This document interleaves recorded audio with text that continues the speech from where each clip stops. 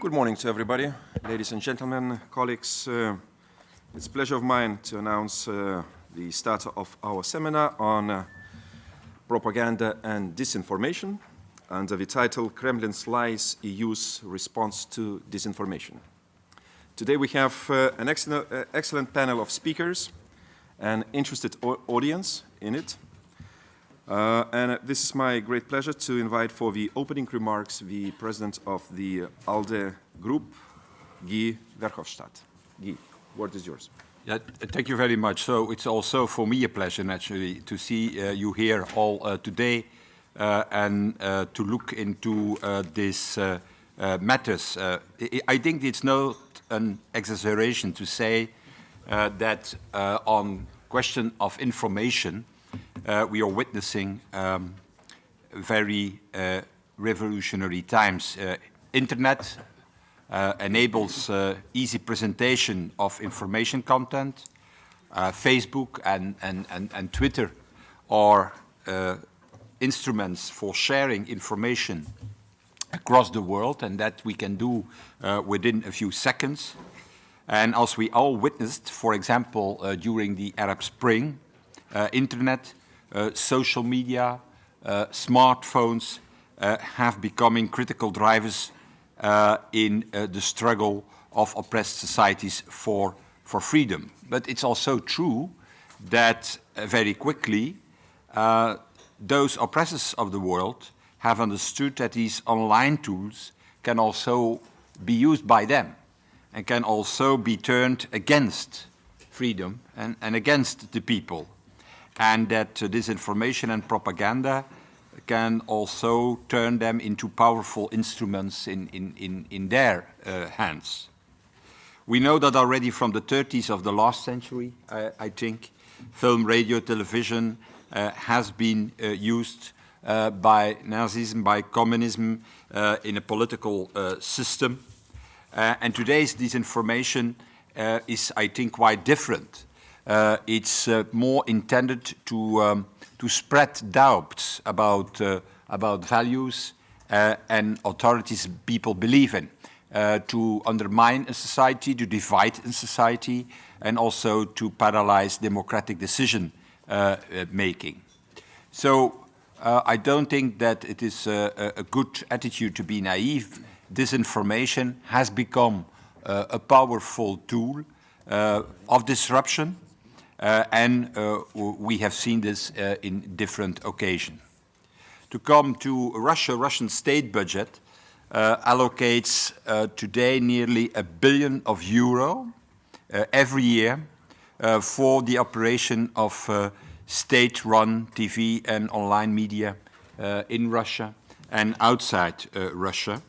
And we all know that the Kremlin is sponsoring such webs, often with opaque ownership structures, also with no editorial accountability. Sputnik online news and radio agency financed by the Russian government is for the moment available in 38 languages, including in languages like Portuguese, Kurdish, Korean.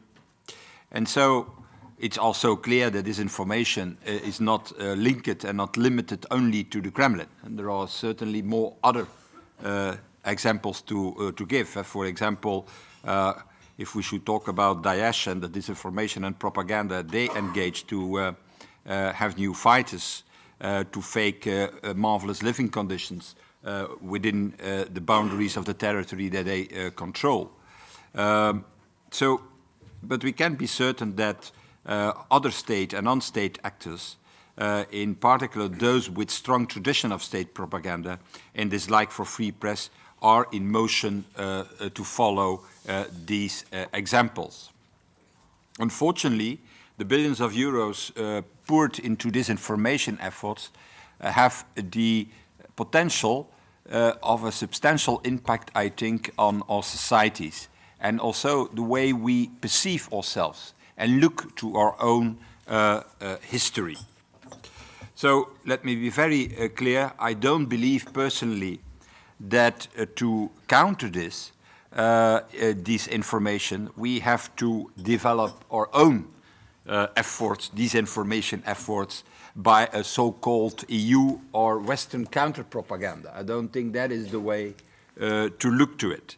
I believe that the way to look to it is that a free, a fair, and an accountable press is in fact the first defense and the best defense against such efforts.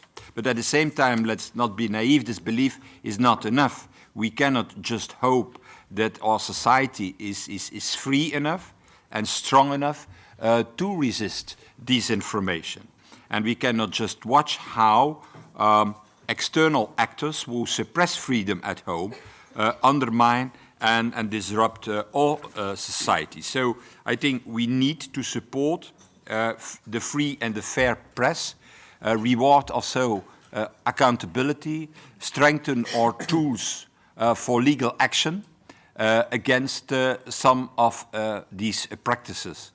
And we need also, and that is in my point of view, the most important thing, to ensure that this information is systematically uncovered and systematically exposed, and also that we can strengthen the resilience of the most vulnerable parts of our society.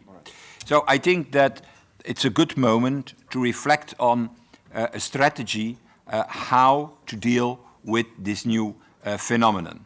And I'm very glad with today's seminar we have experts here who will not only, I hope, describe how disinformation operates, but also discuss ideas on what to do with it, what is the way to react to it. And I look also forward to build on today's discussion on further initiatives that we can take here in this Parliament.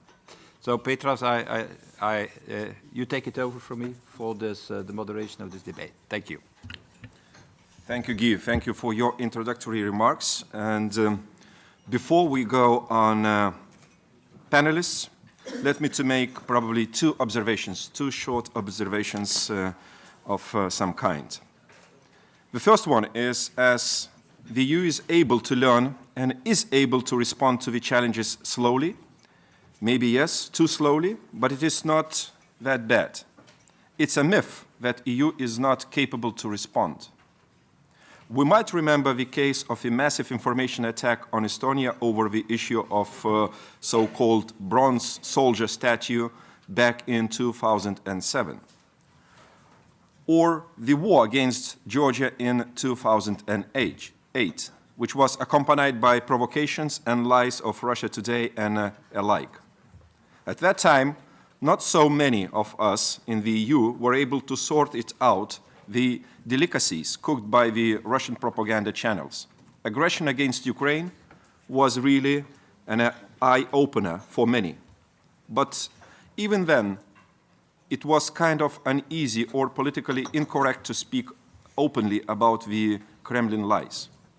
I remember how difficult it was to have those only 2 paragraphs on Russian misinformation and disinformation being included into the European Parliament's resolution on Ukraine exactly 2 years ago. Today, things are totally different. We have the East Stratcom team working in the external service and doing a great job, I have to admit. Thank you, Gilles, and your team for your great commitment. With no big problem, we now have the proper wording on Kremlin's lies in each and every resolution of this House on Ukraine or Russia itself. I just hope, and I am sure, we will continue like this. A spade will be called a spade, and we will no longer be pretending that this is something which is not working, which will be sorted out by our European citizens themselves, or which does not need a proper institutional response on the European Union level.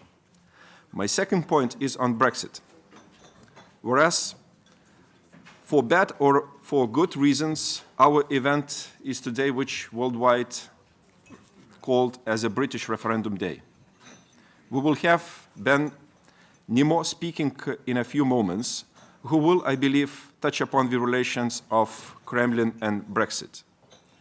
My own take is that UK existing EU would be the best news Mr. Putin can dream of at this stage. And when I listen to Mr. Farage or UKIP's comments on Ukraine, and this is mixed with what he speaks about the EU, it's more than obvious for me to believe that, yes, Kremlin is very much involved in the Brexit campaign. Let's not fool ourselves. We know in the operations like this, the ground must have been well prepared for a long time ago. Once it's done, it still start to work when time is ripe. Yesterday it was the Dutch referendum, today is Brexit, tomorrow is Madame Le Pen's campaign, and I don't know what to do next. It is an open secret that these parties and these individuals are being continuously financially supported by Kremlin. Information war is only a part of the hybrid war which the EU has to face. There is no other way than to respond in a solid and institutional way. I therefore believe that our today's hearing will help us to generate good ideas on how we should further strengthen the EU's capabilities of dealing with information and hybrid threats targeted on the EU and European citizens.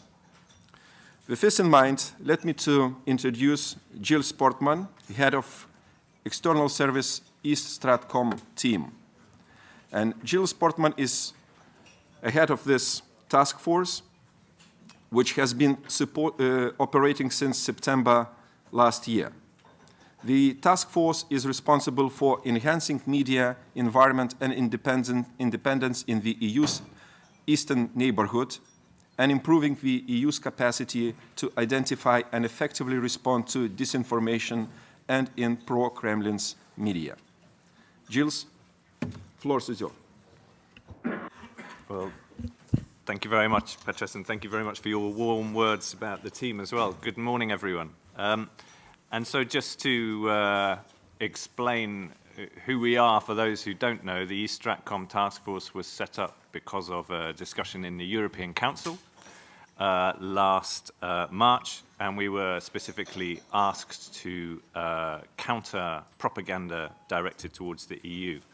But in fact, although the discussion today is focused on disinformation, I think it's worth spending a couple of minutes talking about the range of what we do in the task force, because we don't just focus on disinformation. Mr. Verhofstadt spoke about the need for positive communications and about supporting media plurality, and that is a large part of what we do. So there are 10 of us in the team. 8 of us work, for the most part, on positive communication campaigns. There's a lot of good news about the EU in the Eastern neighbourhood.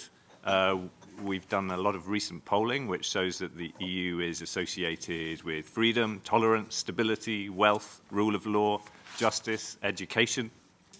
But there are some challenges as well. We're seen as bureaucratic, pragmatic, overly pragmatic, recently facing a lot of challenges, a lot of anxiety and insecurity, and the European emphasis on freedom is sometimes interpreted as an emphasis on license, a lack of respect for tradition, for other cultures, for morality, religion, etc. So the first thing we're trying to do in the team is actually try to regain the positive narrative and explain very clearly what the EU has done or what the EU can offer by way of support in the countries of the Eastern neighbourhood in terms of building stronger societies, stronger economies, stronger governance, in terms of supporting farmers, small businesses, helping build roads, hospitals, schools, etc. And we're trying to do that in the local languages of the Eastern Partnership countries and also in Russian, because what we feel very strongly is that the EU has not spoken enough in Russian in the past. There are millions of Russian speakers in the EU, in the neighbourhood, and in Russia itself.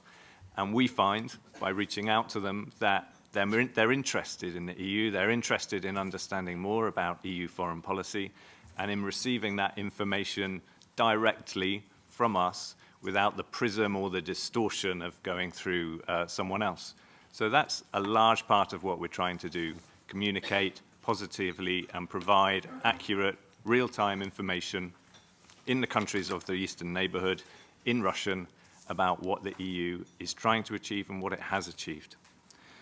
And the second thing we're trying to do is support media freedom in the region, which is, one has to say, a challenging geographic and linguistic area in terms of media freedom. So we're supporting independent media, we're supporting pluralism in the Russian language, we're encouraging more civil society engagement, training for media literacy, and the objective here is to support greater objectivity, greater balance, and greater trustworthiness in the media in the region, and in particular in the Russian language. But there is still a third thing we need to do, and that is identifying, raising awareness of, and responding to disinformation. And that's why I was asked for a presentation, by the way. This is my presentation. I want to keep it very simple. That's why we have our Twitter account, @EU versus Disinfo. And I'm happy to say, as of today, we will have a Facebook account as well. So if you write down 2 things from this morning, please write down those 2 addresses and sign up to them today. And our objective here is to use a network of contributors around the EU and around the countries of the Eastern neighborhood who will tell us when they see inaccurate media reporting in their country, and we will collate that information and try to share that information with as broad a public as possible. So we have at the moment about 400 people who are contributing to our work from the EU and from the Eastern neighborhood. And already after 7, 8 months of work, we have a pretty substantial database showing us what are the main trends of disinformation, where they're coming from, and it's enabling us to raise awareness of this problem and ideally build up our resistance to see it for what it is and even to see it coming. So I was asked, I think, on the program to sketch out the topics and techniques of disinformation. So what I'd like to do is build on that research that we've done in our first few months of operation and talk about what we're seeing in terms of the most persistent and repetitive pieces of disinformation, where it's coming from, and finally, why we should care about this. Why is it important? So first of all, the what. What are the main techniques of disinformation? And I think it's important to say at the start that we look at both information that is not true, or we can call that disinformation, propaganda, lies, whatever you want to call it, but we also look at narratives that may be partially true. Because with a narrative, you can have more than one narrative on an event, you can have 2, you can have several, and they may all have an element of truth. They're just understanding the same issue in different ways. And I think in the past, we've been a little bit reticent about challenging narratives which we believe to be false. But we have to challenge narratives if they perpetuate an imbalance and if they lead to distorting the truth. So if the narrative becomes a weapon that is deliberately misleading, even though it has an element of truth, we have to challenge that and provide our counter-narrative. And we also have to deal, as I say, with things that are patently untrue. So I pulled together sort of half a dozen of the most persistent kinds of disinformation we see. First is historical revisionism, something like, for example, NATO promised it wouldn't expand eastwards, which is not true. Second, conspiracy theories. For example, a plethora of conspiracy theories over the downing of MH17, but also some pretty distasteful conspiracy theories about the recent terrorist attacks in Brussels and in Paris. First of all, saying that they didn't happen. Secondly, saying that they did happen, but they were actually carried out by the EU or by NATO or by Mossad or by CIA or Turkey. Tends to be the same culprits interchangeably. Thirdly, denials, most classically the denial that there were no troops in Ukraine. Fourthly, threats that Russia may do something to Poland and the Baltics, that it has them in its crosshairs, that it's prepared to use its nuclear arsenal. Fifthly, fakes. We've seen some fantastic fakes. A letter to the Swedish minister confirming that Sweden's funding to Daesh was about to begin. And finally, lies, and some pretty horrible ones. Again, crucified boys, raped girls, tortured orphans, Ukrainians and Baltic countries building concentration camps for Russian speakers. And then I look at the main styles of the disinformation that we've seen over the last few months, and I see four particular styles. Firstly, the passive-aggressive style, that Russia is the victim. And we see this a lot recently in the cultural sphere. So we had the interesting Eurovision event where a fascist song beat Russia. And now we see a lot in the sporting domain, whether it's hooligans at Euro 2016, Olympic doping scandals, Maria Sharapova. The message here is persistently, the world is against us, not the evidence is against us. The second style is what I would just call offensive. That Chancellor Merkel knew one of the Brussels bombers, that it's Europe's fault, that we should just let them all die. We see some sublime, that God is on the side of Russia against the godless West. And we see the ridiculous, which actually makes our day job quite fun at times. We've seen that pork sausages will be banned in Germany because of immigrants. We've seen that Europe legalizes pedophilia, incest, necrophilia, bestiality, and cannibalism. And I never thought I'd get to say all those words in one sentence in the European Parliament. We see that we marry pigs, dogs, and crocodiles in Europe. And we learn that children in Europe fall asleep with Hitler dolls, and we consume swastika Easter eggs. So what are the targets of this array of disinformation? And I would say, from looking at this over the months again, we see a clear, increasing targeting of the EU and its member states. So the EU as an institution is criticized for a lack of freedom of expression, interestingly, for a lack of morality and values, for conducting its own information war, for economic collapse, for being destroyed by or indeed for orchestrating the migration crisis. But we see individual member states have been targeted increasingly in the course of this year. So the famous Lisa case in Germany brought 12,000 protesters onto German streets.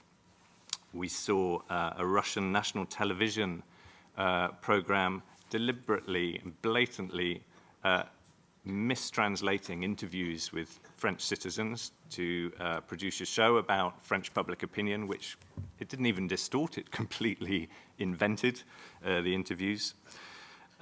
We saw that the people of the Netherlands were threatened at the time of their DCFTA referendum with terrorist attacks if they voted the wrong way. A film which was actually traced to the St. Petersburg troll factory. We've seen allegations that the Austrian presidential elections were rigged, and we've seen plenty about Brexit and about Litvinenko, for example, in the UK. So targeting the EU and its member states, but also targeting the EU's foreign policy in its neighborhood. Most obviously, of course, in Ukraine, that the EU destabilized Ukraine, that it doesn't care anymore, that it's bringing down the Ukrainian economy, supporting a fascist regime, that it lacks unity on sanctions, that it doesn't care about Crimea, but other policies as well, Syria, EU enlargement, etc. So there is a massive disinformation out there. It's ranging from distorting narratives to downright lies. It's ranging from highly political issues to much more base issues. So the question is, where is it coming from? Primarily, it's coming, of course, we see it in the media, and from what we would term the pro-Kremlin media. We see that internationally in terms of RT, Sputnik, but also from very obscure websites in the Russian language to highly popular primetime TV talk shows, and also increasingly in outlets in the member states itself. So, for example, in Hungary, we've seen a doubling of the number of disinformation sites in the last year or so.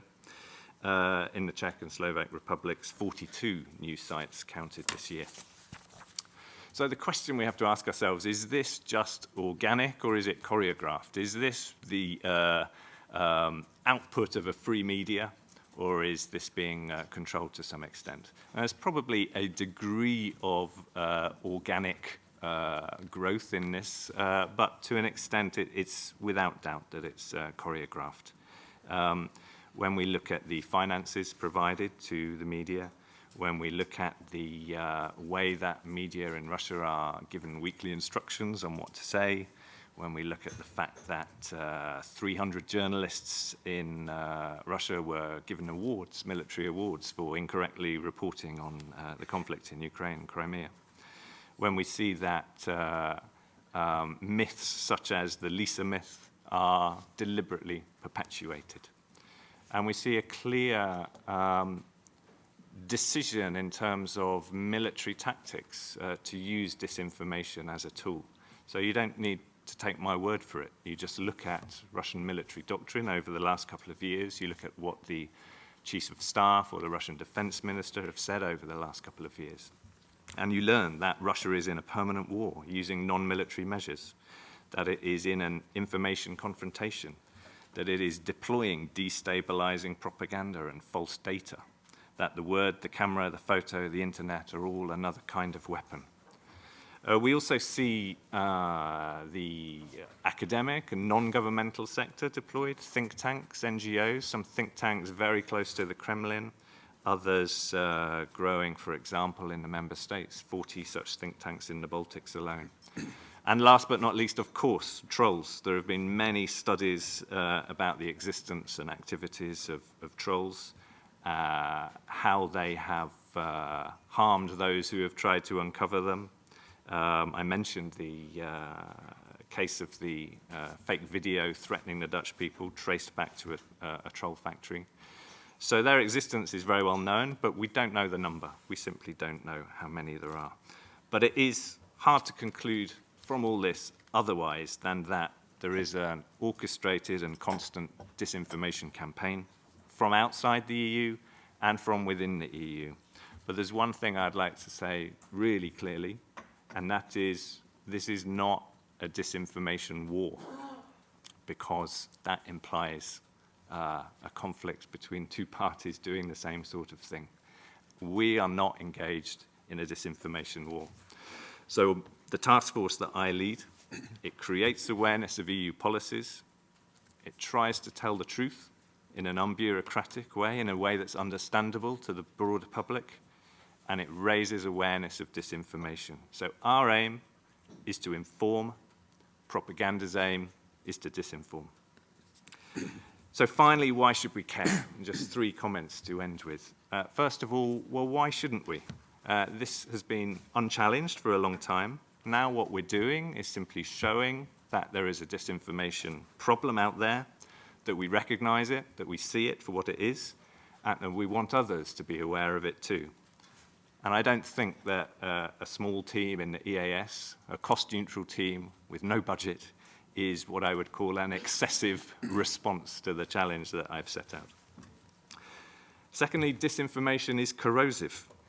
It divides, so the Lisa case, it divided the main German public from the migrant community, from the Russian-speaking community. It confuses and creates distrust through fraudulent information. It weakens and destabilizes. It slows down and complicates decision-making, and it makes consensus harder. And finally, I would say that disinformation ultimately is counterproductive. What we're seeing is something that is creating anti-Western sentiment in Russia and distrust of Russia in the EU.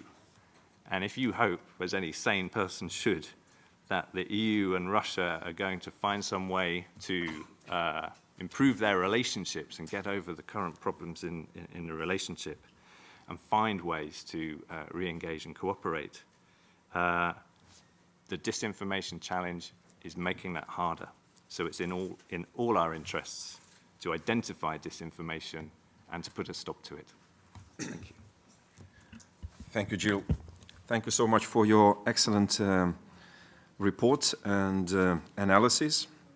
And now we go on our second speaker, who is Mr. Stefan Dobert, who is as editor and reporter Zeit Online, working for Zeit Online and Die Zeit media outlets. Since 2011, he has been covering politics in Russia and Ukraine, including the Euromaidan events directly from Kiev. Since 2015, Mr. Dobert has been acting as a research fellow to the postgraduate master program on European studies in Berlin. His research topic focuses on the new hybrid warfare used by Russia in the war in Georgia and currently in the ongoing war in Ukraine. Stefan. Thank you very much. Before I start, because you asked me to talk about the case study, to talk about the refugee crisis, how it's linked to the Russian propaganda, just one remark what you said, because you said there are so many good news, especially in Ukraine, what you receive in your work. And I think being here today is a good opportunity to see how it really is, because when I was in Ukraine, I was there 30 times in the last years, there were no good news about the EU, no good news at all. And I think, frankly speaking, it's good that you have this topic here today, or that you have this topic over and over and discuss it here, even on the day of the Brexit, because people in Ukraine, especially in Ukraine, are not very, how you can say, not in a good mood or in a good news when they think about the European Union. But I was not asked to talk about Ukraine. You asked me to talk about the refugee crisis in Germany, where I live, in Berlin. So this is basically the case of Lisa, the little girl called Lisa. And I will tell you first what happened, what is the Lisa case, what happened actually, and then I will give you some interpretation of the Lisa case, and then I will tell you two things what happened just recently, just the last days, which is connected to the Russian hybrid warfare and to the migration crisis. So Lisa, we have to go back to the 1st of January this year, New Year's Eve. Big parties everywhere, and in Germany we had a big New Year's party in Cologne, a city in Cologne. And you have to imagine, back at that time, we had a big debate in Germany about the refugees, because our Chancellor, Angela Merkel, took a position, finally she took a position in something, and she decided Germany is an open country. We had a big debate about how many refugees can come to Germany, how many can't come to Germany. And then on that day, in the night from the 31st to the 1st of January, there was this party in Cologne, and we had hundreds of people there, and there were some sexual harassments in Cologne. Afterwards, German ladies, girls went to the court because refugees attacked them. So we had a big debate in the German media. People were afraid what these refugees can do to the German society. And then, only 11 days after, at the 11th of January, we had so far the biggest Russian disinformation campaign in Germany, because Russia's Channel 1 started a totally faked story. They made an interview with the aunt of Lisa. Lisa is a 13-year-old girl, now she's 14, lives in Germany. And the story was fake, but it was like this, that Lisa was taken by 3 refugees, and for 30 hours she was raped. So you can imagine, I don't want to go into detail, but this, the first story was made by Russia's Channel 1, and then in the next days we saw, and this was surprisingly for me, because I saw these things happen in Ukraine, but not in Germany up to this time, that all the so-called official propaganda channels of Russia, so you have Russia Today, you have Sputnik, and then you have an enormous number of media outlets which are in the social media. For example, on Facebook, we have the Anonymous collection, which has 40,000 users, and they repeated the story. This is how it usually works. They repeated the story. And then only 6 days afterwards, because the story became big and big, even we at Zeit Online got the information by the German news agencies. They wrote about it, even though it was fake. And then on the 16th of January, the German police made a statement, okay, we are investigating this case, and all what we know that it's fake, because the woman, Lisa, she was with a friend, a 19-year-old friend, and we have no information about what is in the media. This was 6 days afterwards. But the story was not over. Germany was discussing this case like no tomorrow. It was the headliner in some news shows in Germany, in serious media.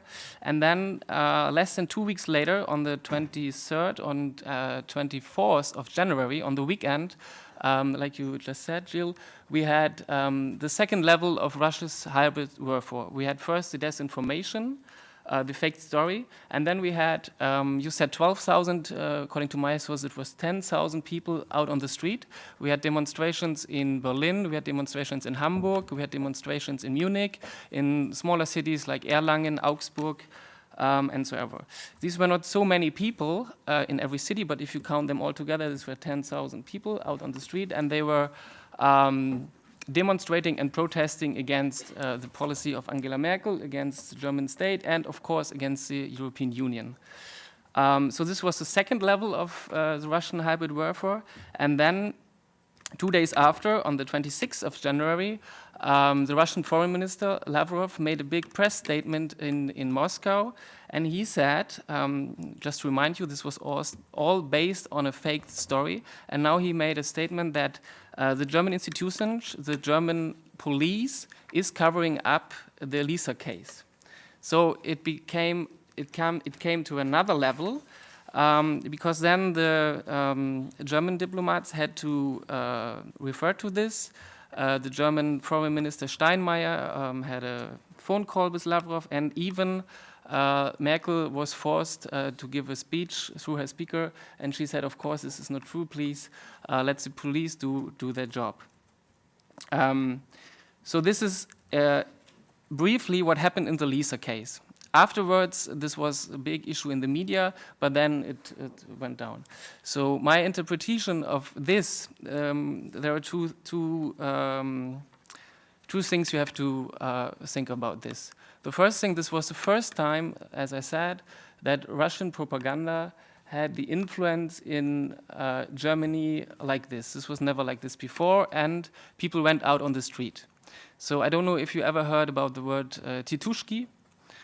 In Ukraine or in the eastern parts, this is normal that people go out and demonstrate, they get money for it, so they destabilize the society and they attack the politicians with their demonstrations. So we had this in Germany, and I did some research on this, and this was organized by Russian-speaking people, and they were out on the street. So this we have on the one hand. On the other hand, frankly speaking, we have in Germany 80 million people, and we have 6 million Russian-speaking Germans, Russian Germans. So if you compare 12,000 or 10,000 people to 6 million, this was not Germany. This was not the biggest deal ever. I mean, we had, this was even for me a good example where Russia's disinformation campaign and the hybrid warfare has its limits. Because the reality is as well that serious media like Zeit Online, Frankfurter Allgemeine Zeitung, Der Spiegel, they covered these events. And what happened afterwards is that in Germany, people who maybe up to now don't know where Ukraine exactly is, they saw what Russian propaganda is and how Russian propaganda works. Because we showed them, it was very obvious for the normal German citizen that this was a lie and this was based on a lie. But what we have as well after the case of Lisa is that the society is divided very much. I don't know if you know the word Lügenpresse. I have to deal with this word a lot. This means that the press is just lying, because more and more people are losing their trust in the serious media. They just don't believe that we write the truth. And the question is, what is the truth and what is not the truth? But I hope we will discuss this later. I have some thoughts about this as well. I just want to mention two things which just happened recently and which are connected to the refugee crisis, and as you can say, how refugees are used as a weapon in the Russian propaganda. Two interesting things. My colleagues wrote about it. They know that the German security service may have a hint that the cyber caliphate, which we didn't talk about, the cyber attacks, this is not connected to the media, which were done by Daesh or the ISIL. I guess you know there were some attacks in Germany, there were some attacks last year in France to Le Monde, and there were some attacks in the United States. And people were wondering how an organization like the Daesh is able to do this. So the thing is that my colleagues think that maybe the cyber caliphate of the Daesh doesn't exist. Maybe this is done by Russia, because according to their information, there are 4,000 experts sitting in Russia and are very, very good exercised in doing these cyber attacks in this. This is one thing, and the other thing which I want to mention is this could be another aspect of hybrid warfare in Germany, which is connected to the migration crisis. You know, this was a big issue in the politics, how many refugees are coming to Europe and coming to Germany. I just told you about the situation back in January. Now it's a little calmer because there are not coming too many refugees to Germany, different reasons. But what we see, there's the number of refugees who are coming from Russia has doubled. If you compare the figures from last year and this year we have in April and in May double as many refugees from Russia and especially from Chechnya who are coming to Germany. We're talking about 1,200, 1,300 people. But the question is, why is this like this? Because you know, Chechnya, the state of Ramzan Kadyrov, it's maybe the most horrible place on earth next to Syria right now. But the question is, why these people are coming to Germany right now? And I have no idea about this. I just want to share this information with you that people think, okay, this could be a way of one level of hybrid warfare that Putin or the Kremlin is showing, okay, we can still bring some refugees to Germany to put you under pressure, because in the middle of all these targets is the policy of Angela Merkel and the EU. I think so far, I hope we are coming next to talk about maybe solutions out of this, because I have some thoughts about this as well. Thank you. Thank you, Stefan. And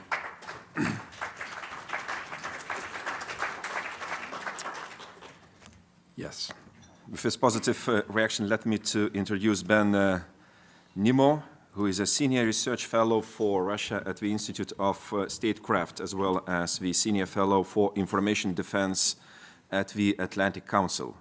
His core specialization is analyzing disinformation and developing methods to improve the resilience of democratic societies targeted by it. From 2011 to 2014, he has been working as a press officer at NATO.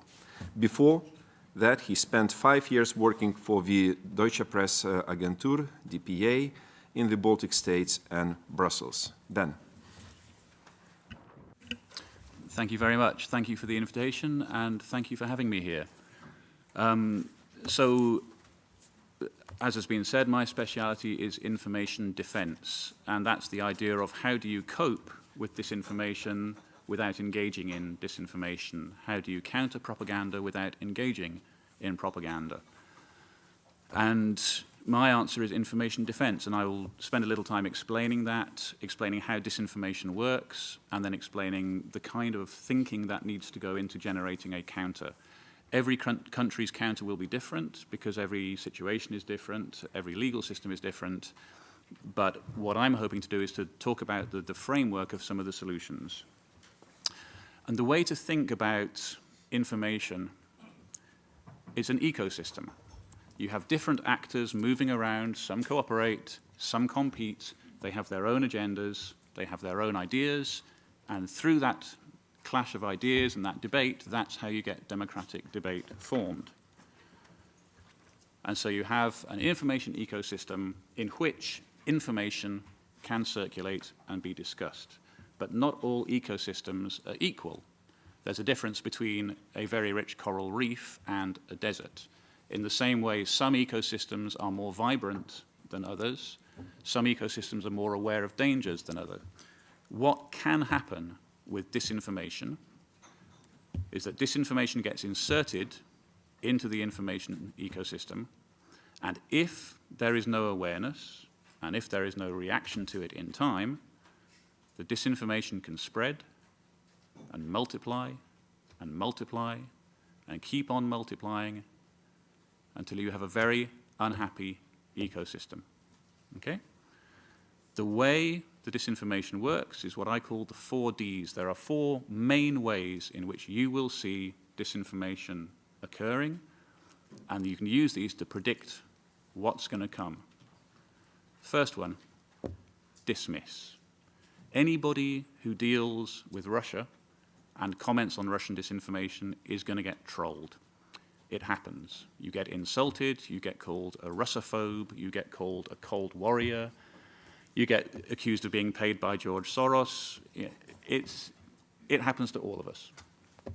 Dismiss. It's an ad hominem attack. The easiest way to try and avoid talking about the subject is to talk about the person who's talking about it. So when disinformation comes your way, the easiest way for the trolls to attack you is just to dismiss you. Okay? The second one is to distort. And a classic example of this is about a month ago, the Russian Foreign Ministry issued a statement which was fiercely critical of the chairman of the military committee at NATO, who's a Czech general, General Pavel. General Pavel had done a presentation to the French Senate about the forthcoming Warsaw Summit, the NATO Warsaw Summit. And as part of his presentation, he'd been talking about hybrid warfare and hybrid warfare techniques, and he had said that Russia is using, and I quote, hybrid warfare techniques including twisted facts and deception. Okay, hang on to that phrase, twisted facts. Now, this was in the French Senate. He was speaking in English, so there was interpretation. The way the interpreter rendered the phrase twisted facts was des faits torturés, tortured facts. Okay, it's a legitimate interpretation. What the Russian Foreign Ministry said was that General Pavel had accused Russia of torture. Okay?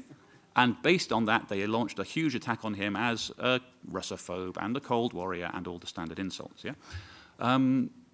I noticed this and I listened through it and I thought that's quite entertaining. So I actually pushed out a tweet saying, look, this is what the general said, this is what the interpreter said, this is what the foreign ministry said. What's interesting is that I checked the foreign ministry website a month later and the statement was still up there. They hadn't corrected what they'd said. I haven't checked it for a couple of weeks, but certainly a long time after the event, that statement was still up there.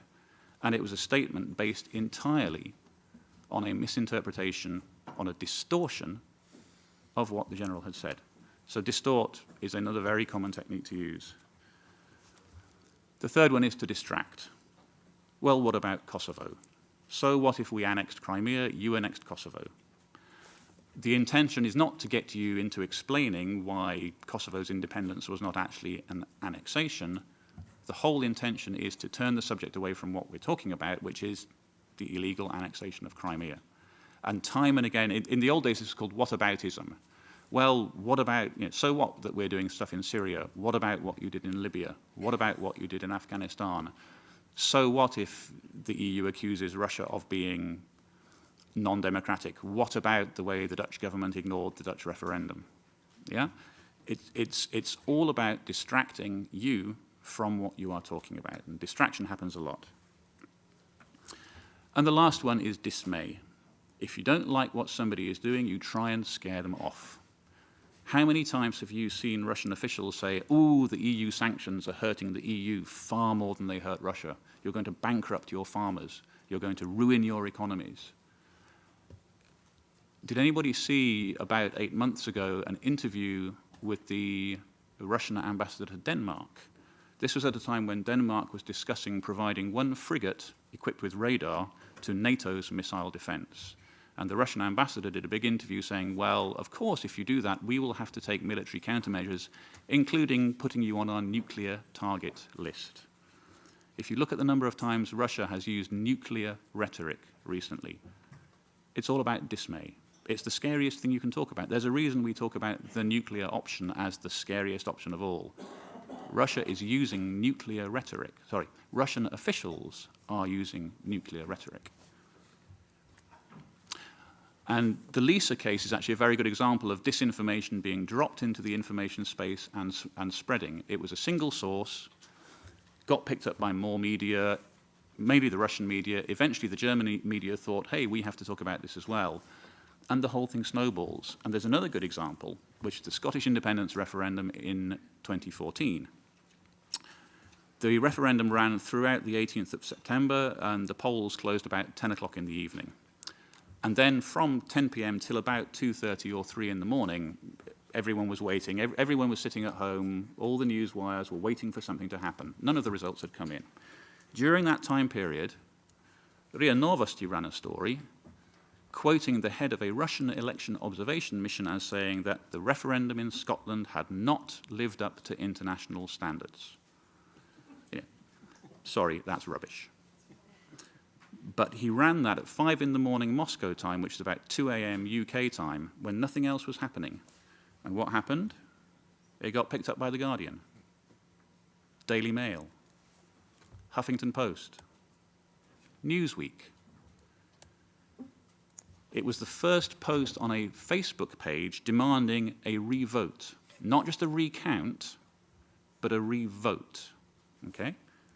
That campaign led to a petition to the Scottish Parliament demanding a revote counted by impartial international parties,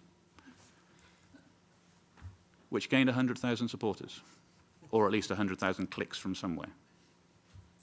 Okay? That is what happens when disinformation drops into a space which is not prepared to deal with it. All you need is one source, and eventually, when people start commenting on it, the other media will pick up. However, I used the analogy of the ecosystem for a reason, because in an information space, in an ecosystem where you have genuinely independent media, the genuinely independent media really don't like being disinformed, and they really don't like being lumped together with those who conduct disinformation, and they write about it. So when the disinformation drops into the information space, there are other information actors out there. There's the free press, the free media, there are citizen journalists, there are NGOs. And if they identify disinformation, they're aware of it, they focus on it. And the story becomes not what the disinformation is meant to be, but the fact that disinformation is being conducted. At that point, it's very hard for the disinformation to survive. And there's a good example of that as well from the Nordics. Sputnik Sverige. Beginning of last year, Sputnik, which is a very vocal and very obvious Kremlin propaganda channel, started up a Swedish language internet service. I picked this one from earlier in March. It's a classic sort of Sputnik story, glamorizing Putin and saying that Russians are ready to vote for Putin yet again. I'm sure some of them are. Okay, and this is kind of it's standard fodder for Sputnik. However, when Sputnik is set up, the local media started writing about Sputnik as Russian propaganda. So Aftonbladet saying that we need to raise awareness of Putin's propaganda, referencing Sputnik. Expressen talking about Sputnik as one example of Russian hybrid warfare. Dagens Nyheter. And I'll translate that. The Swedish language site Sputnik News is one of the clearest examples of open and ongoing information campaigns in Sweden. Okay? So when Sputnik started writing, everybody else started writing about Sputnik as propaganda. And I'm told by Swedish journalist friends that a lot of their editors took the decision they just weren't going to use Sputnik as a source. It wasn't worth it. It was too unreliable. And so Sputnik's ability to feed disinformation into that information ecosystem was minimal. And after less than a year, Sputnik Swedish went offline. And if you look at the stats at the top there, 3,843 tweets, 351 followers after a year. It's not an example of successful disinformation. I've gone into this in some detail because I think this idea of the information ecosystem is important, and it's the key to how we ought to respond, which is defending information and supporting the people who do it. Think about making the ecosystem stronger and more resilient, rather than just focusing on the disinformation itself. So, for example, support independent investigations. It's difficult to do this and maintain their independence, and you have to make sure that that is done. But there are ways of providing hands-off support, hands-off funding to independent news organizations which have an interest in making sure that genuine information and genuine debate can happen. And if you think about it, it's not governments which revealed the existence of the Russian troll factory in St. Petersburg to the media. It was a Finnish girl called Jessica Aro, who has been trolled viciously ever since because she revealed that story. It wasn't governments which proved the presence of Russian regular soldiers fighting in Ukraine from their social media posts. It was my colleague Elliot Higgins and Simon Ostrovsky of Vice News. It's not the government, it's not governments which have been providing the evidence that the Russian government is supporting the Leave campaign through Sputnik. It's independent journalists, it's independent investigators. There are various ways you can do this. Funding, awareness raising. Simply the fact of having this debate today raises awareness that disinformation is a thing and it is a problem. And there have been similar hearings in the UK Parliament. I know that colleagues of mine have done hearings over in the US. The Lisa case really put the concept of disinformation on the map in Germany. People are now talking about it. And just having the awareness that there is such a thing of disinformation and you need to look out for it makes the information ecosystem stronger. Set up awards. Encourage people. Decide every year the European Parliament could do an award on investigative countering of disinformation. You could call it the Boris Nemtsov Award. He did a lot of this. You could encourage people to use all the open sources at their disposal to find out what's actually happening and to prove what is disinformation. Something which can only really be done on the level of governments and institutions is imagery. There's a fascinating initiative called the Asia Maritime Transparency Initiative, which focuses on the South China Sea and China's island building activities there. And what it does, it takes commercially available satellite imagery of the same reefs week after week after week and publishes them. And so what you get is a time series of developments on what starts off as an underwater reef, and a year later is an island with a naval base and an airstrip. This is all public. It's all available online. Anyone can go and check it out.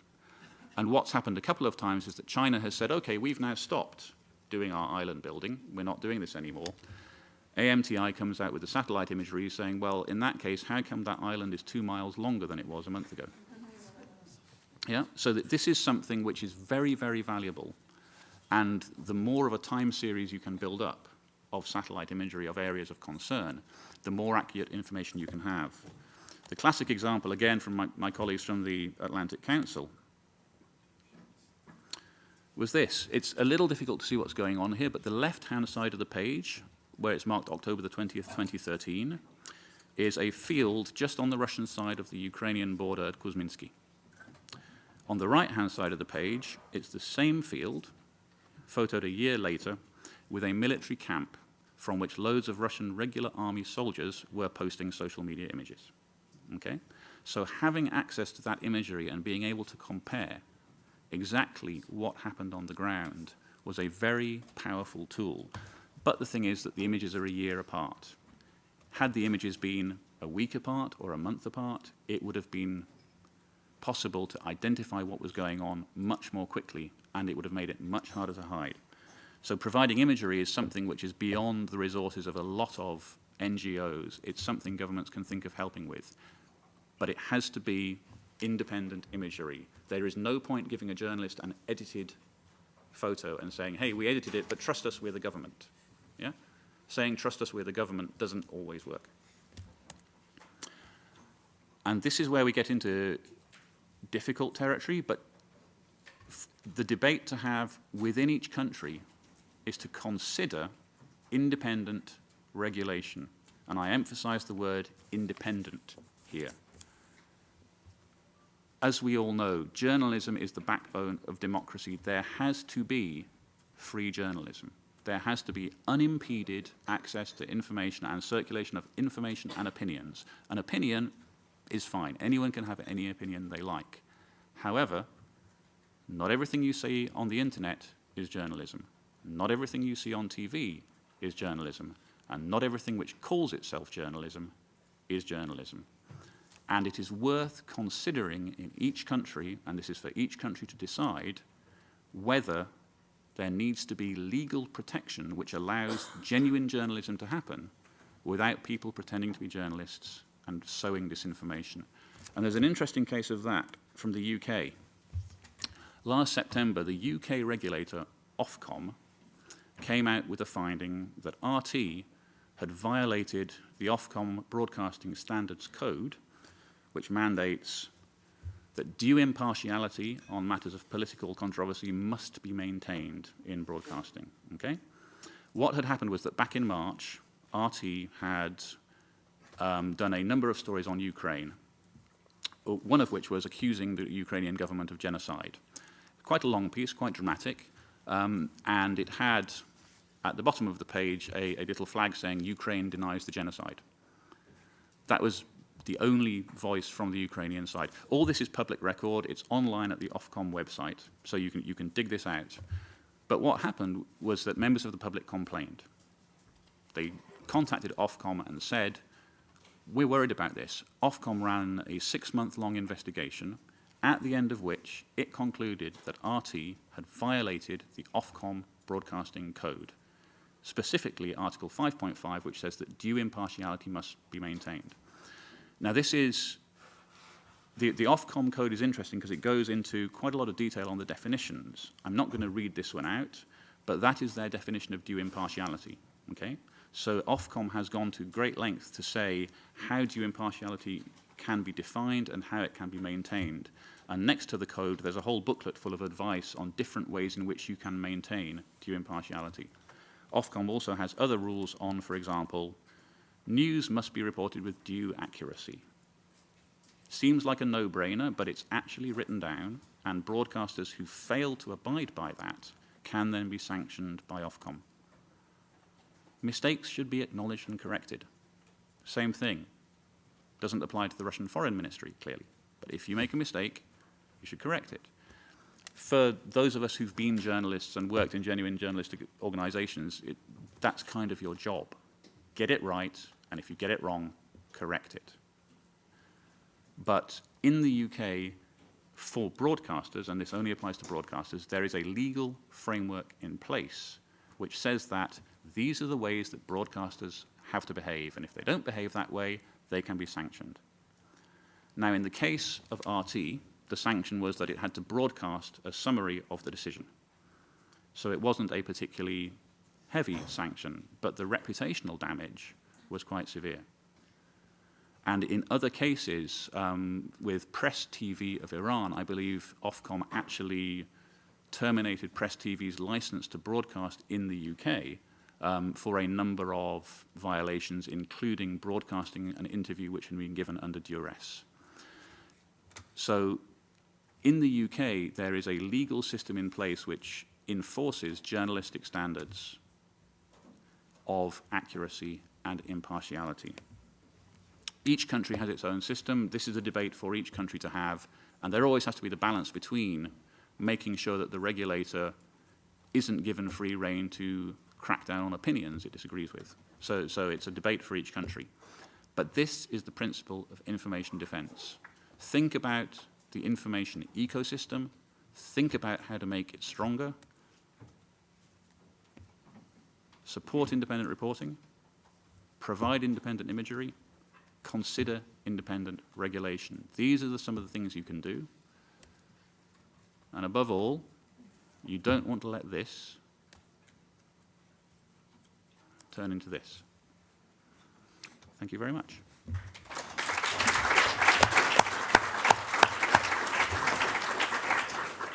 Thank you, Ben.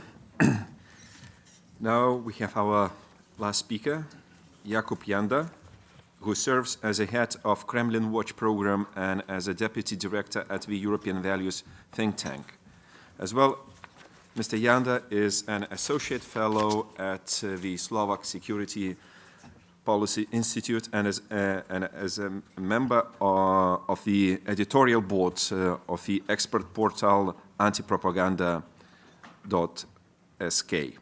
Also this year, he was tasked by the Czech Interior Ministry as a consulting expert on issue of influence of foreign powers within Czech review of national security. Jakub, floor is yours. Thank you very much for the invitation and for the floor. I have basically 15 minutes to present what we call a full-scale democratic response, meaning the overall strategy which could be implemented not only on the EU level but also on the EU level. If we may go into it, basically you can, at the moment, you can find the whole strategy at kremlinwatch.eu/strategy. It's a 25-page document with very detailed measures, and I'll go through some of those more conceptually so that you can see the whole picture. Obviously, Europe has a lot of soft spots which it genuinely have, and the Kremlin orchestrated disinformation campaigns and influence operations are trying to dig into those soft spots. That's pretty obvious. If you look at the next slide, basically we have put together several areas how you can conceptually think about what the Kremlin is trying to do in the EU member states. Because it's not only disinformation. Disinformation is very important and in some cases the biggest threat, but there are other things. I'll just briefly go through some of those. First are intelligence and influence operations. Then there are disinformation efforts. We discussed most of them. Then there are relevant political allies or Kremlin Trojan horses inside of the EU institutions or parliaments. Then there are NGO allies who basically support the Kremlin narrative or who play an active role within the disinformation campaigns or play intelligence roles for Kremlin as well. The next tool Kremlin uses is supporting European radical and extremist groups who could do physical activity on the ground or who can play the role of the nice Europeans, which the Kremlin needs to portray that it has some allies in Europe as well. The other tool which sometimes is being used is using some parts, not all of them, some assets within the ethnic minorities. It was mentioned with the Lisa case. It doesn't mean that I would be saying that Kremlin is using all the Russians living within the EU, not at all. But it's using as a leverage some specific assets within those groups. The next tool I would mention is economic operations with some strategic momentum as well. It's not only about Nord Stream 2. There are more on energy issues in some of the European countries, and there are cases even when the Kremlin linked business firms were basically into political decision-making in targeted countries. So basically those are the tools, those are the categories of tools which are being used. If I can ask for the next slide. Basically we have come up with several months of work. We have consulted for over 30 experts on intelligence, on state security, on journalism, on security sciences as well. And we have basically come up with policy measures. Basically, it's a policy tool if you are a government which basically realized it wants to do something about Kremlin orchestrated disinformation and influence campaigns, here is the menu of 50 things which we believe are working in some of the member states and could be implemented. We are not naive and thinking that everybody would implement everything, but we are saying those are the things we believe are working in some of the member states and should be done on several levels. Therefore, those 50 measures, we have put them in 4 brackets, in 4 response areas, how we call them. First one is basically putting the subject of Kremlin orchestrated disinformation campaigns to the official foreign and security policy agenda. I'll go more into detail, but this is the first thing.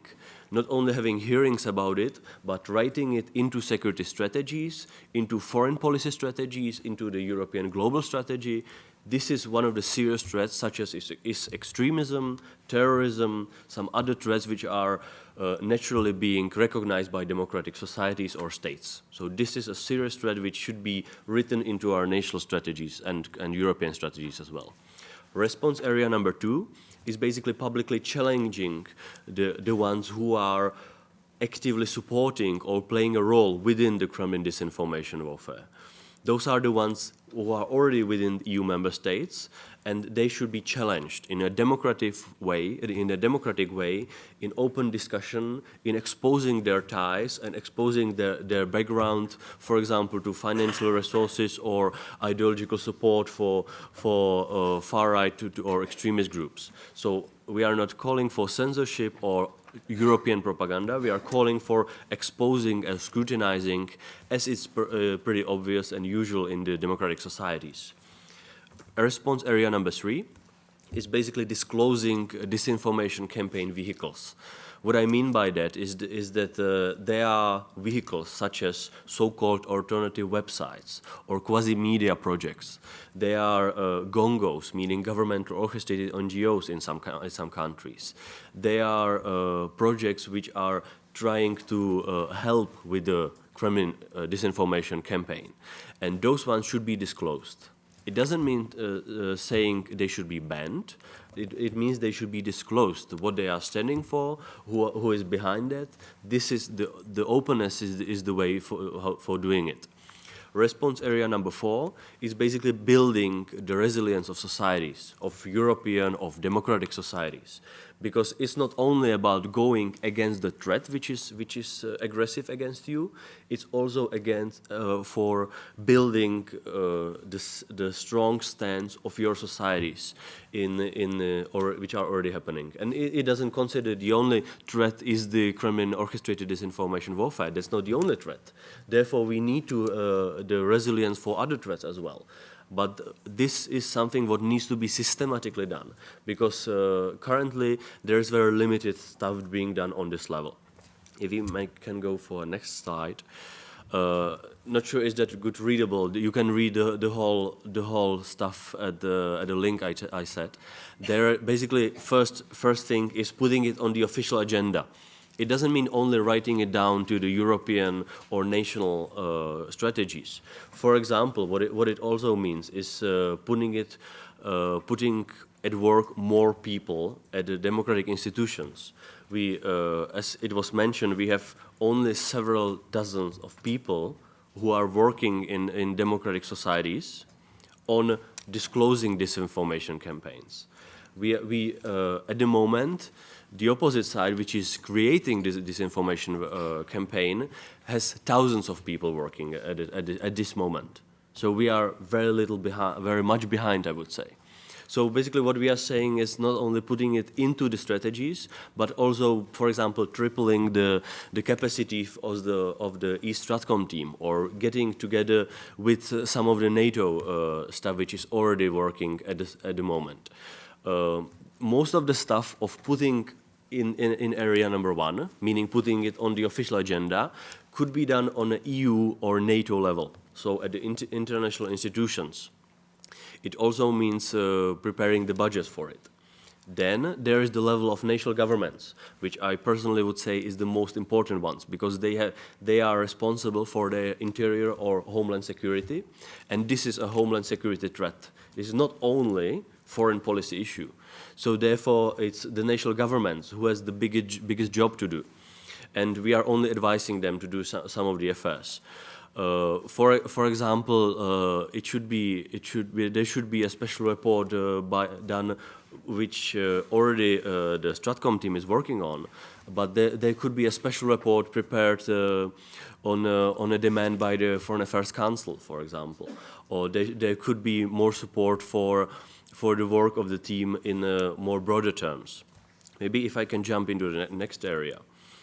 This is the area where, honestly, it's a domestic affair, in this sense. If you want to publicly challenge the pro-Kremlin, not only politicians, but public figures, basically the active members or participants of the disinformation warfare or campaign, you need to do it domestically. So therefore, there isn't much to be done at the European level, but more at the level of national governments. To give you some of the examples, there should be a lot of counterintelligence work done for exposing the ties between the usually far right or far left political groups, and financial, material, ideological support from the Kremlin. Again, it's not about banning; it's about exposing. Again, there needs to be a lot of work to be done for internal training of the state institutions. At the moment, there are very little institutions in the member states who are very well focusing on these issues. To give you an example, the Czech Ministry of Interior has announced that it is building a new hybrid threat center which should have 30 people by next year. And this is something what needs to be done in other member states, so that there would be people who are specifically focusing on this issue, not only researching it, but also talking to other professionals from state security services and intelligence agencies as well. The current work which is being done by some international bodies is very good. I would say it's brave, but it's pretty limited because of its capabilities. So to be more exact, what else could be done? There's a lot of work to be done at, for example, there are people who are openly supporting the Kremlin policies in the national parliaments, and nobody is saying they should be kicked out of the parliaments. For example, but if you have them in the security oversight committees, basically the committees get paralyzed because the intelligence chiefs cannot speak openly over there if you know that the next day the very same person is going to Donbass or to Crimea to speak to the Russian officials at the time. So this is a situation where we are already in. The next slide, if I could ask, is again disclosing disinformation campaigns, substance and vehicles. So it's not about the political game only, but focusing on the vehicles, focusing on the projects, which are quasi-media ones, as mentioned in some Central Eastern European countries, but those are the projects of some gongos, for example, governmental orchestrated NGOs, who are being openly supported or openly playing the role in the disinformation campaign. There is a lot of work to be done again on the national level. At the European level, for example, there is the informal network again around the disinformation review, which is being conducted by the Stratcom team. Those are over 400 people who are doing it on volunteer basis. But currently, there should be more of professionalism in that work, in a sense that we could do more, because we already have dozens of people who are doing a lot of work in the member states, but they only cooperate on volunteer basis. That's the current status of play, I would say. And for example, there's another debate which should be done on the European level, which is focusing on the legal framework. Our media law in most of the countries have been prepared for good weather, I would say. And again, we are not saying that we should be banning everything or basically anything at the moment, but we should be doing a very serious review of what the legal measures are in a sense of media law in some of the member states. Council of Europe is doing some work on that. There is a very nice report over the OSCE on this, and this should be engaged as well. I would briefly go for area number 4, which is again more on the domestic affairs, but there is the political resilience which should be systematically built, not only against disinformation attacks, because there is more challenges in today's world where the societies aren't prepared. And again, nobody is saying that we should be brainwashing the citizen, not at all. The situation is that there's a very limited data, for example, on the weaknesses of targeted European societies. We could have Eurostat doing more on looking into what are the measures, but mainly what are the genuine grievances in some of the European societies, which could be sociologically targeted and researched. We have very little data at the moment of what is working from the disinformation campaigns and what is not. So therefore, more data on that needs to be prepared for the national states and the European authorities to discuss the measures which could be done in a more natural way. Again, there are some measures to focus on civic education, on media education at primary, secondary schools, which needs to be done in a genuine way. Or, I guess it was mentioned, we need self-regulating principles within the media societies. We don't need the governments to be jumping into the media debate, but we need the journalists themselves to have their professional associations discuss what is journalism and what is not, because we have hundreds of people who claim to be journalists, but they spread disinformation on systematic basis. And then what we can have is professional journalistic associations in member states or on the European level who could be discussing, at least talking and officially discussing what is in disinformation campaigns, and if there is a person who is actively engaging and systematically spreading lies, whether he can call himself a journalist publicly, or whether the association could name him. So this is one of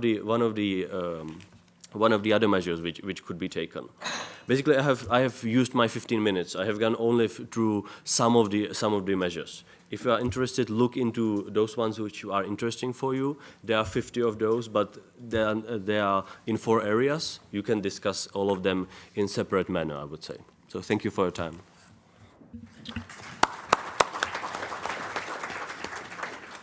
Thank you, Jakub. Ladies and gentlemen, now we have good 30 minutes for Q&A session.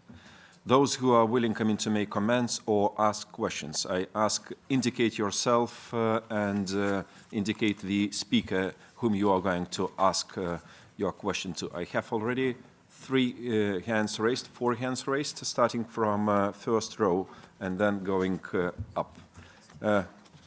Jana, you have a floor. Oh, thank you. Thank you, Petros. It was really a very interesting debate, but I suppose that in context of this debate, I have to indicate 2 things. The first one is that I'm a former journalist. I used to work as editor-in-chief of 2 biggest Estonian newspapers. And the second thing, more important in this context, is that I'm a Russian speaker, which makes me a kind of person from targeted state or something like that.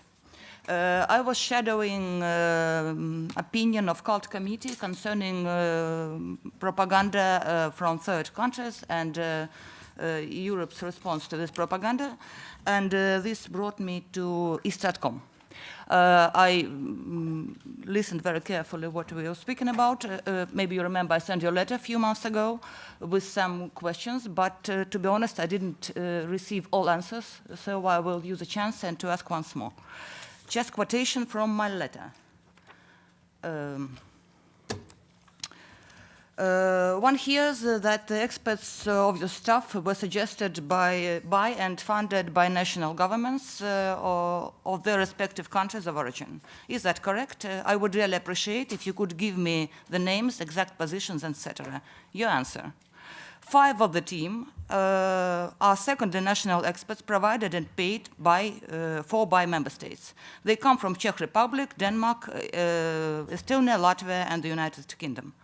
You didn't give me the names. I didn't find them also in your website, which brings me to a question. Why are we hiding them? What's the problem? If the thing you are doing is like media product, we have to follow journalism ethics. Journalism ethics assumes that several things. First, transparency. Solid editions do not hide authors behind pseudonyms. The second rule is that mixture of facts and personal estimates are strictly forbidden.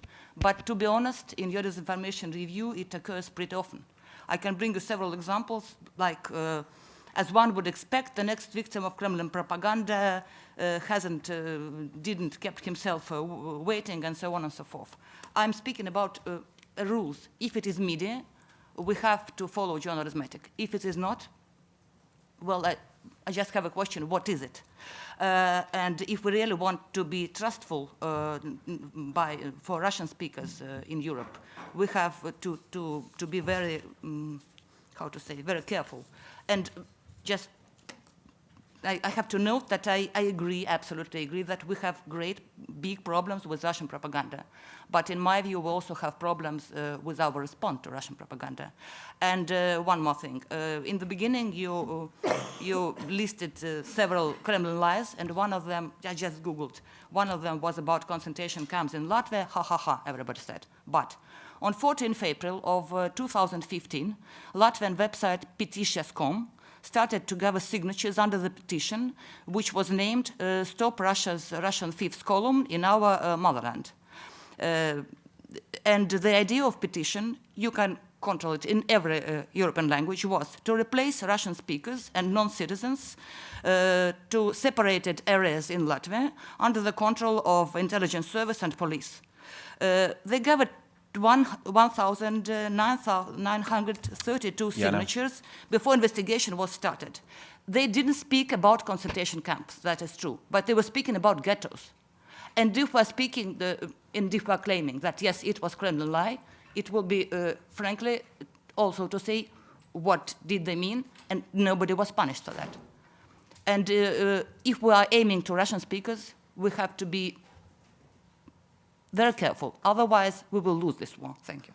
Yeah, and it was more than a question, it was a statement, but I'm sure Gilles will respond. Now, or should we take others? Beg pardon? Now? Yeah, I think we take one by one first. Okay. I don't know the detail of the case you've just given me, so I can't respond on that, but I can certainly come back to you on the question about the team. I'm not going to give the members of the team's names for 3 reasons. One, it's about the products that we produce. It's not about the people behind it. 2, we have an official spokesperson service who provide direct, public, on-the-record responses to media inquiries. And 3, I don't want the members of my teams in the public domain where they may be threatened. Thank you. Ivan. Thank you very much, Petras. I'm Ivan Štefanec, MEP Slovakia. Thanks a lot, particularly for your initiative and for interesting information. I do believe it is really the crucial area, and we have to really have the answers for this area. Therefore, I also appreciate the work which is done by Stratcom, and I do support the increase of budget for Stratcom, and I will do the activities also in order to increase the budget for this important work.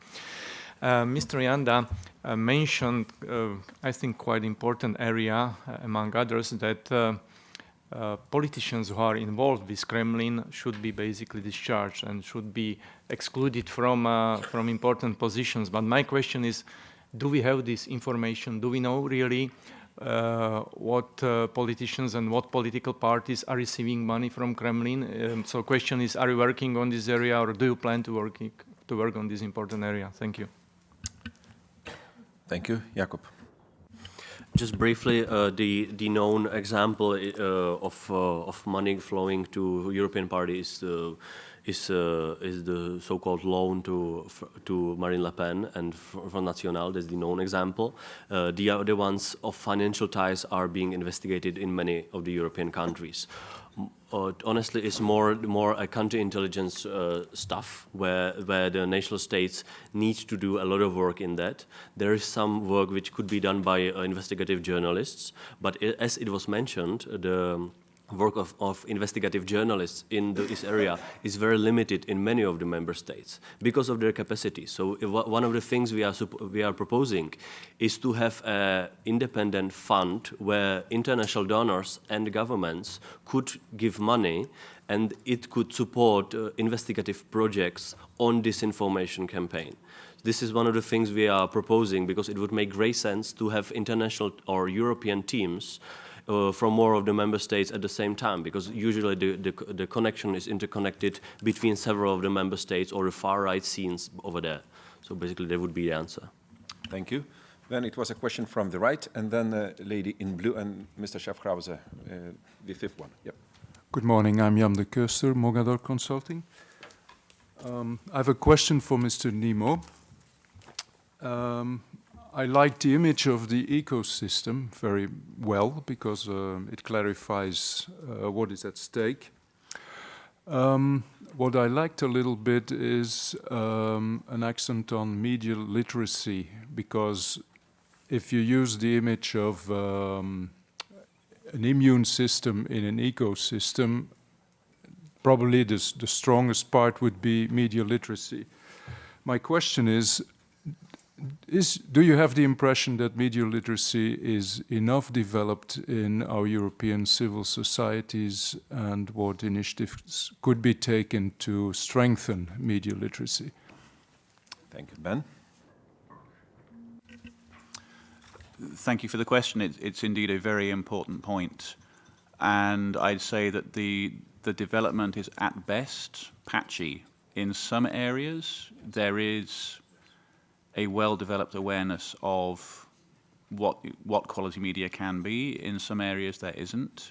And I think it's telling that even in the mainstream media, there isn't a universal appreciation of what can be a reliable source and what is an unreliable source. So one of the ways that the disinformation spreads is that precisely that mainstream media will pick up a story from a fringe outlet and run it as a story for the value of the story or for whatever reason, without necessarily taking into account the reliability of otherwise of that story. And it's a big problem in the media, and it's by no means limited to disinformation.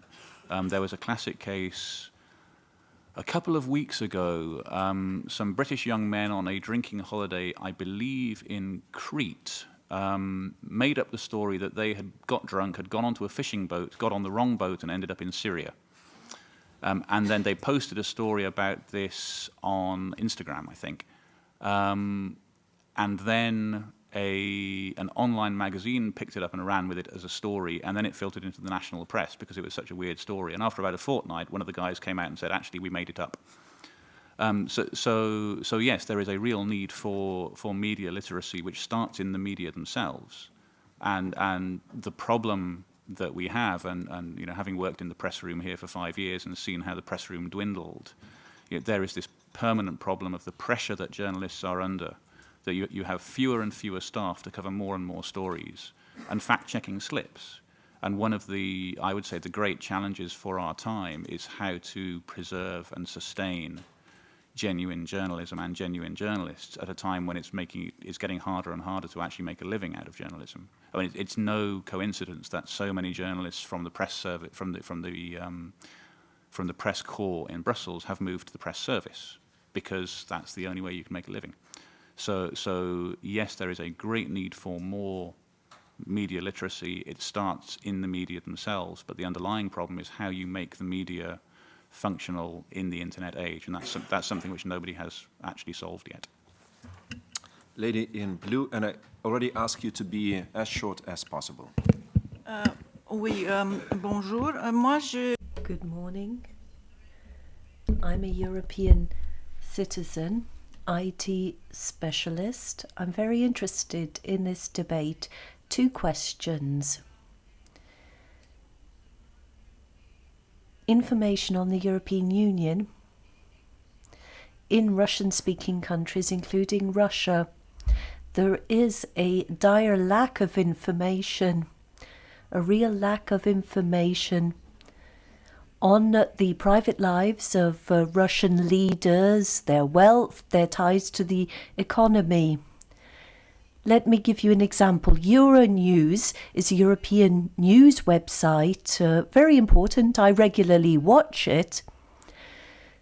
But I don't know whether Euronews is broadcast in Russian. That's just one example. Another is the following.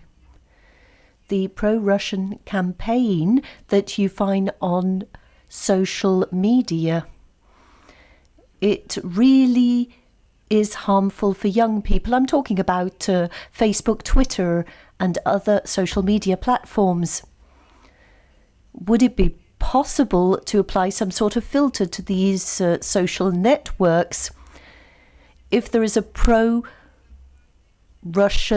news item? Could there be a rating, a percentage, 30% or 10% or whatever of likelihood that this news item is actually true? Finally, would it be possible to have some sort of regulation at European level targeting countries that apply disinformation campaigns targeting the EU? Would it be possible to take measures at international level against Russia, because Russia is not just running disinformation campaigns against the EU, but also America and other countries? Thank you. Okay. Is anybody willing to take up questions? No. You? I know. I noticed you. Yeah. Go ahead. Okay, I could answer 2 of your questions, and this is even connected to what we talked about before, because I'm working as a journalist for 18 years, and I guess we're meeting here now with the ALDE group, liberals, and I think we have to understand something, that we are in a big, big disaster, because of course it's not an option to regulate journalism. It's not an option at all. If I come back to Germany to my colleagues and tell them, oh yeah, I went to Brussels and they think about regulating journalism, they will just think, okay, what is this? It's not working. This is, our society is based on the freedom of press, and this has to be free. But I'm following what the Stratcom team is doing. This is maybe an answer. And then I want to remind you of 2, because this is all not totally new. After the Second World War, we have organizations in Great Britain and in Germany. It's called the Press Council. And how these organizations work is the following. They are monitoring the media, and afterwards, if there is a lie or if there's something which is not true, they force the media to make it to correct it. And I think what we need is something like this as an answer to the new social media system. Because, of course, everyone can publish his opinion today on Facebook, on Twitter. There's no, for me, would be no option to put a filter on Facebook or Twitter. No. But if it comes to journalism, we have to find measures, and maybe even on the European level, I don't know, the EU has not a competence in this, but who knows? We have to find an option to afterwards to figure out what was a lie and what was not a lie.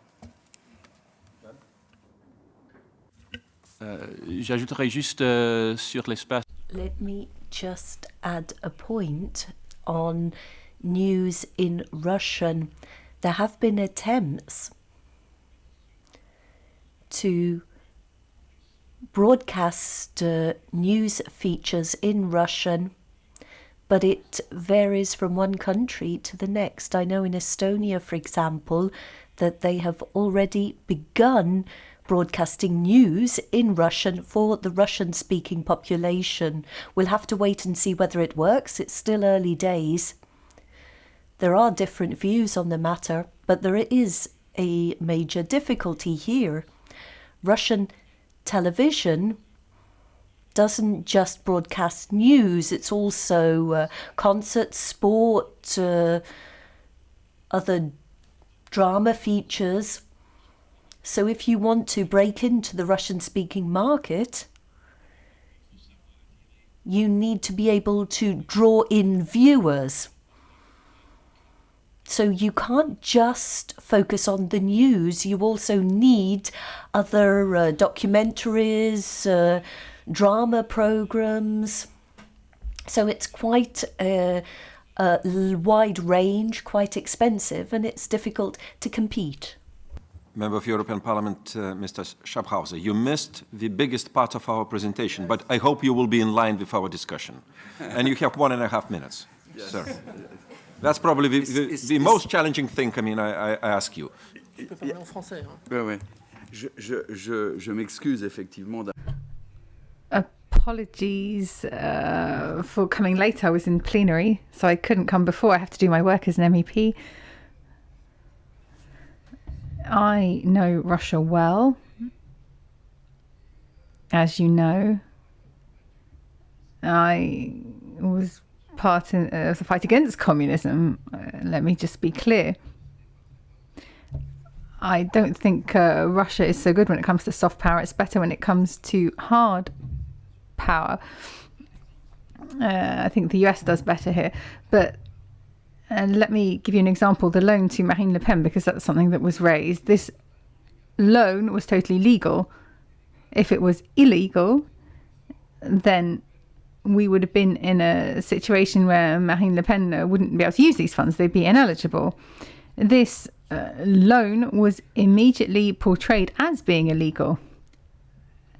However, the candidates in the US, they can't receive money from the exterior, and they receive money from the exterior, but nobody's saying anything about that. So there are double standards here being used as propaganda as well. Have we talked about the pressure that was put on the Czech bank, saying if you continue to give out these loans, your license will be revoked? Did anybody raise this? The blackmail of the European banking system to stop a loan that means we can't pre-finance these campaigns so they're then reimbursed to the French state. Have we talked about all of this? This was a huge propaganda operation that you ran. I'm sorry, but that's the case. And now my own personal case. There were suspicions of fraud, things that were done completely legally and in a transparent way. There wasn't even an inquiry from Parliament because it was legal and it was transparent and they knew it. But immediately I was accused of fraud, and this has even been added to my Wikipedia page. But you are the ones putting this propaganda forward. It's on your side, and I've experienced this. Thank you very much. Thank you very much. I mean, next seminar we will organize devoted for your party finances and your individual case. I saw in the news today, by the way,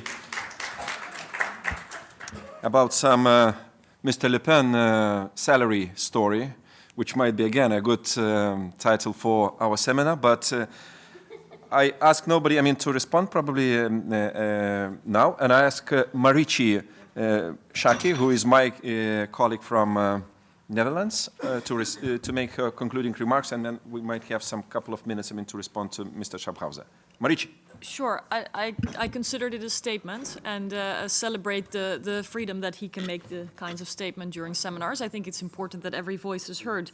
And I feel like there was a lot more room for more discussion, but we're running out of time because the plenary session, that's what this bell indicates, no stress, it's not a fire alarm, is going to start any second. So we have to conclude. I hope and I think that this seminar contributed to bringing more information about the important topic of valuable information, information ecosystems, disinformation, and the strategy behind it to the table. I think we need more awareness about it. We talked a lot today about how it works, what methods are being used, but I think there's room to talk more about what kind of impact it has in a deeper and more substantial level, and also the way in which we respond, where I agree actually with our colleague Jana that it is not always the right response. Now, I notice also that members of European Parliament or leaders or even academics or other experts, for example, are perhaps not aware of the background of certain channels and are eager to speak on television and therefore, for example, take invitations to be a part of programs where their words can be framed a certain way. And then I also see citizens sharing this news and the news sources on social media, for example.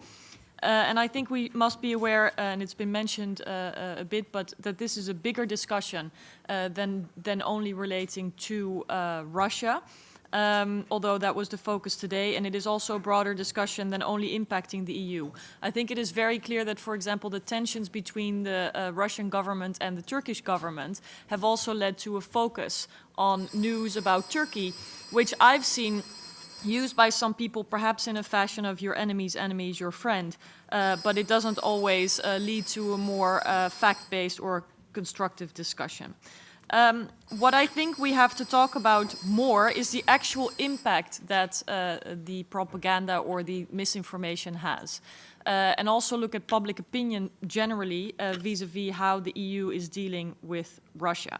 Last week, a new Pew study came out. It's a very broad study about public opinion in the EU, about the EU and about topics ranging from the priority of countering terrorism to how we operate abroad, where people are very ambitious about foreign policy, but very critical about the way in which we deal with Russia as the EU, quote unquote. And I think it's important because key decisions are before us, whether it's on sanctions, whether it's on how we end the war in Syria, et cetera, et cetera. And so I think it is important that we focus, because we're supposed to also bring forward some concrete solutions, that we build in more transparency.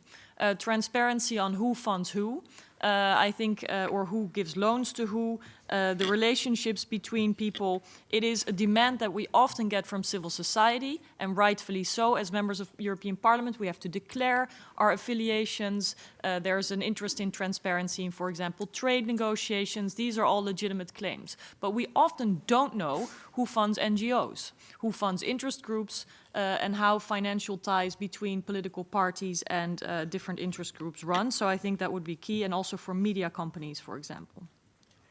Another thing that I think we need to focus more on is this list of principles. And I think it would be much stronger, principles for ethical journalism or journalistic standards, that should be a task for journalists themselves. I fully agree with Mr. Dobbert that we should not start regulating the press in any way to preserve its freedom and pluralism, but it would help to be more explicit about which standards should be met in order to be, credible or independent, because it would also help us, one, address problems in the EU. Let's be clear.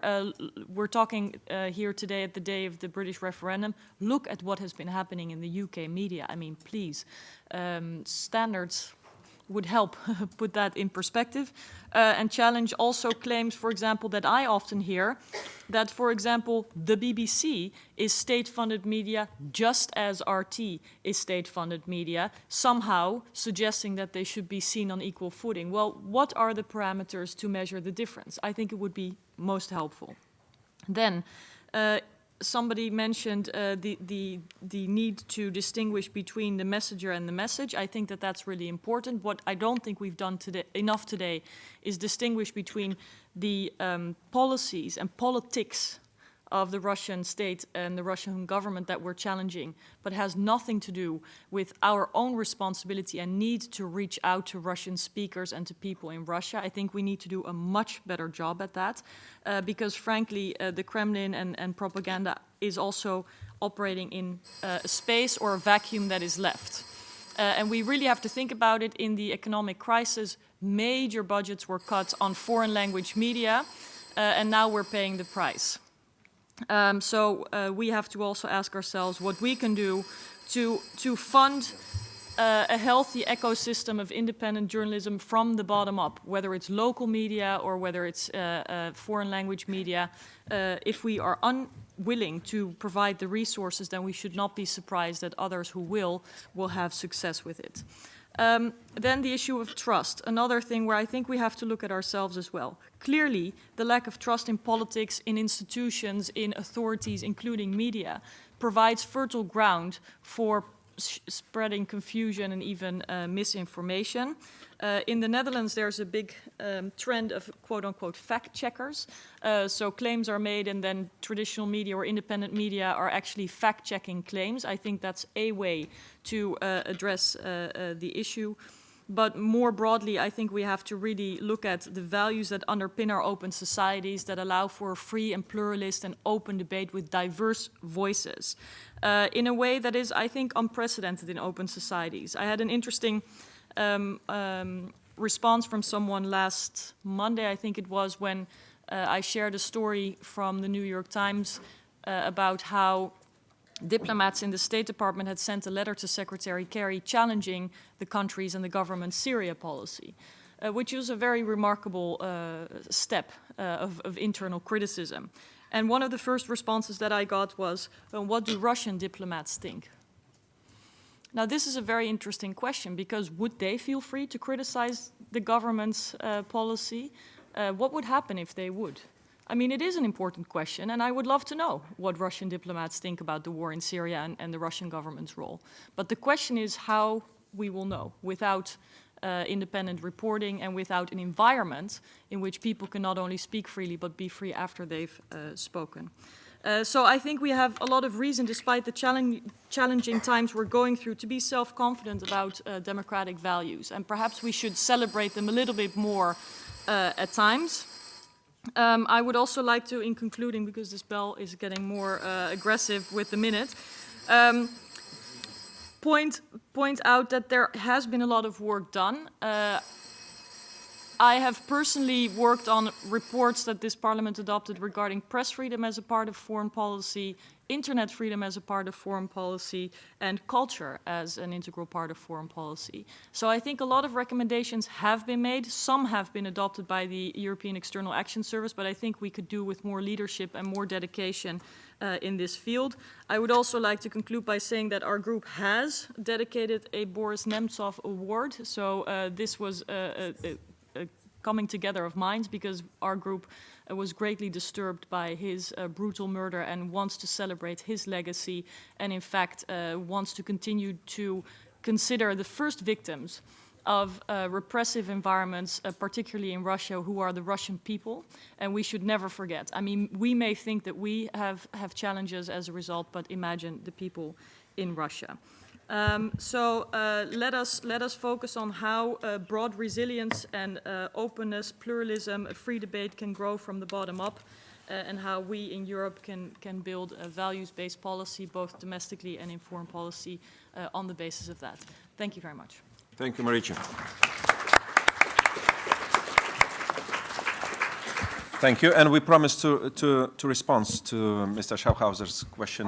Jakob, you are here for this. Yes, I did not say that that the money transfer was illegal. What I am claiming and what I would argue for, that the National Front is a political ally of a hostile regime, which is out of many things, basically outside of many things, waging a war against Ukraine, which has almost 10,000 dead, 20,000 injured, and 1.8 million IDPs. So that's what I'm claiming, basically.